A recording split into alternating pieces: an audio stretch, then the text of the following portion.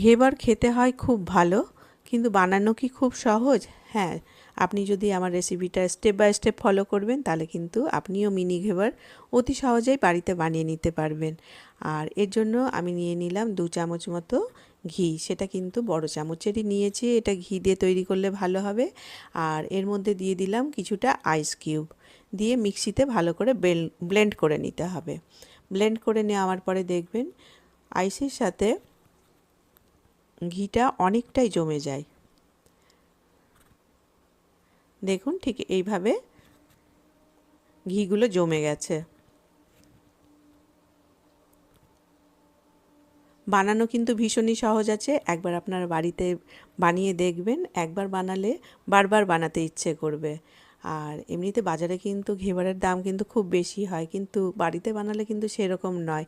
আমি নিয়ে নিলাম 1 কাপ মতো আটাটাকে ব্লেন্ড করে নিয়েছি। তারপরে তার মধ্যে মিশালাম 1 কাপ দুধ, 1 কাপ একদম ঠান্ডা জল, কিন্তু এটা ফ্রিজের চিল জল থাকতে হবে। সেটা মিক্সিতে দিয়ে ব্লেন্ড করে নিলাম। করে নেওয়ার পরে একটা বড় বাউলে আমি এটাকে ঢেলে নিচ্ছি। এটা কিন্তু পুরো ঠান্ডা থাকতে হবে, মানে যখনই জল মিশাবেন সেই জলটা যাতে ফ্রিজেরই থাকে। কিছুটা আইস দিয়ে তার মধ্যে আরও 1 কাপ আমি জল দিয়ে দিলাম, দিয়ে ভালো করে এটার সাথে মিক্স করে নেব।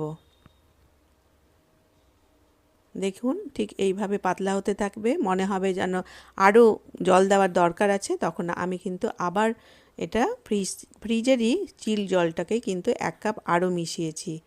দেখুন ঠিক এতটাই পাতলা হয়ে যাবে, কিন্তু ঠান্ডা হতে হতে অনেকটা থিক হয়ে যায়। যখনই মনে হবে যে মনে হচ্ছে একটু থিক হয়ে গেছে, তখন একটু চিল জল দিয়ে দিবেন। অল্প একটু আমি লবণ দিয়ে দিলাম, একটু লেবুর রস দিলাম।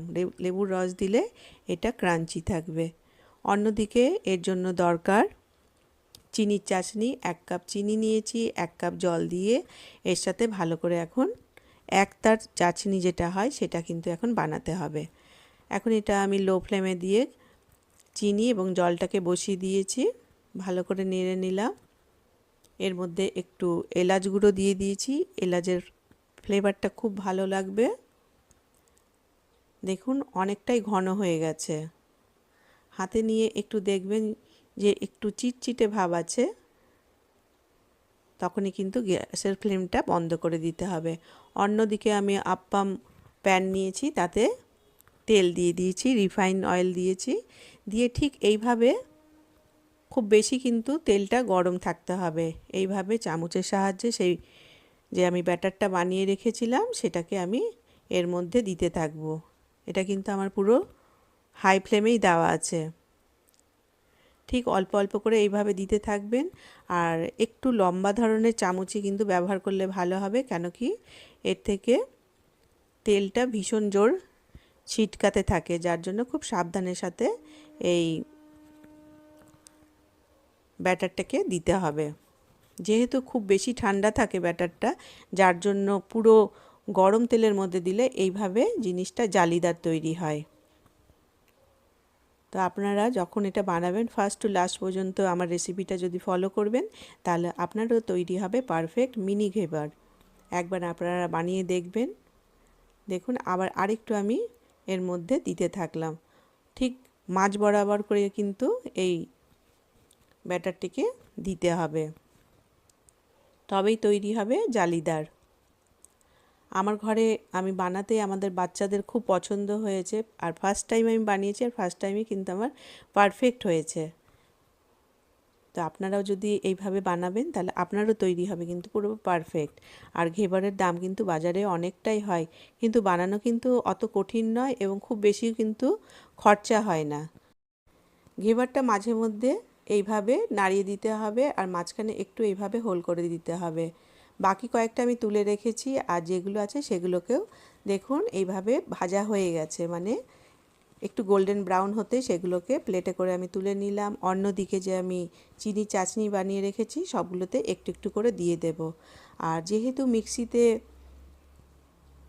ঘি এবং আইস দিয়ে বানানো হয়েছে, যার জন্য এটা কিন্তু খুব তাড়াতাড়ি তৈরি হবে।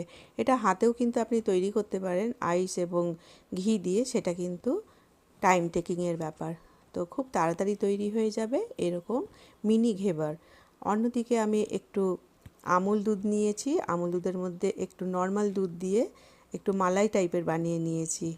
এটা আপনি ঘরে মালাই বানিয়ে নিতেও পারেন দুধ দিয়ে। তো আমি এইভাবে বানিয়ে এটাকে এইভাবে আমি সার্ভ করেছিলাম। আমার ঘরে বাচ্চাদের বলুন বড়দের ভীষণ ভালো লেগেছে এবং নতুনত্ব, যেহেতু ছোট ছোট সাইজে, যার জন্য সার্ভ করতেও কিন্তু খুব সুবিধে, আর বাচ্চাদের তো ভীষণই ভালো লাগবে। এবার প্রত্যেকটা ঘেবারের মধ্যে আমি দিয়ে দিলাম, আর একটু ড্রাই ফ্রুটসগুলোকেও এইভাবে আমি ছড়িয়ে দিলাম। তাতে দেখতে হবে সুন্দর এবং খেতেও হবে কিন্তু ততটাই লোভনীয়। আপনাদের যদি ভালো লেগে থাকে একটি লাইক অতি অবশ্যই দেবেন। দেখুন কেমন সুন্দর হয়েছে দেখতে। একটা আমি তুলে দেখাচ্ছি কেমন ক্রাঞ্চি হয়েছে। তা আপনারা অতি অবশ্যই ঘরে বানাবেন। আজ এই পর্যন্ত, ধন্যবাদ। Bye bye, take care.